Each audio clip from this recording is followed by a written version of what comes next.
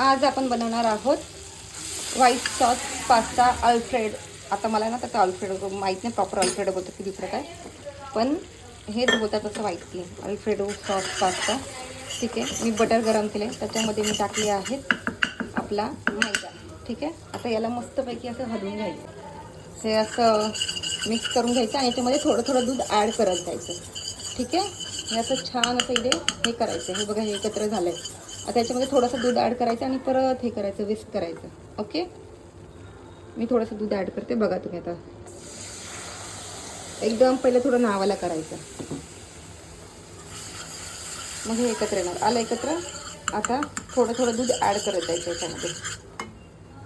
तुम्हाला पाहिजे तेवढ्या जास्त लोकांचं बनवायचं असेल तर मला वाटतं तुम्हाला अर्धा 1 लिटर तरी लागेल दूध. ठीक आहे, मी आता जसं पाहिजे ना तसं ॲड करत जाणार आहे. तर मी याच्यात टाकते थोडासा ऑरेगॅनो. मी तुम्हाला बोललं तर पाहिजे तेवढंच तुम्ही हे टाका, तर त्या हिशोबानेच मी टाकला आहे ऑरेगॅनो. दूध पण तेवढंच टाकायला सांगितलं तुम्ही, तुम्हाला जेवढं तुम्हाला पाहिजे तेवढं. मी थोडे ऑरेगॅनो चिली फ्लेक्स टाकलेत. आमच्याकडे थोडं स्पायसी खातात म्हणून मी थोडा स्पायसी बनवते. ठीक आहे, आता याला थोडी उकळी येऊ दे. हे नंतर ना घट्ट होतं, तुम्हाला आत्ता पातळ वाटत आहे पण नंतर ना ते घट्ट होणार. ठीक आहे, याच्यामध्ये तुम्ही थोडंसं आहे ना, थोडंसं नावाला मीठ पण ॲड करा. तर मी व्हाईट सॉसमध्ये ना पास्ता टाकून घेतला आहे. ठीक आहे, आता ज्याला जसा हवा आहे तसा बनवून देणार आहे.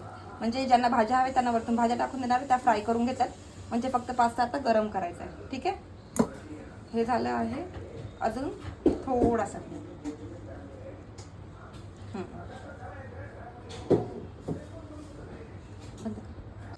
तुमच्या हिशोबाने तुम्ही याच्यामध्ये ऑरेगॅनो आणि चिली फ्लेक्स टाका.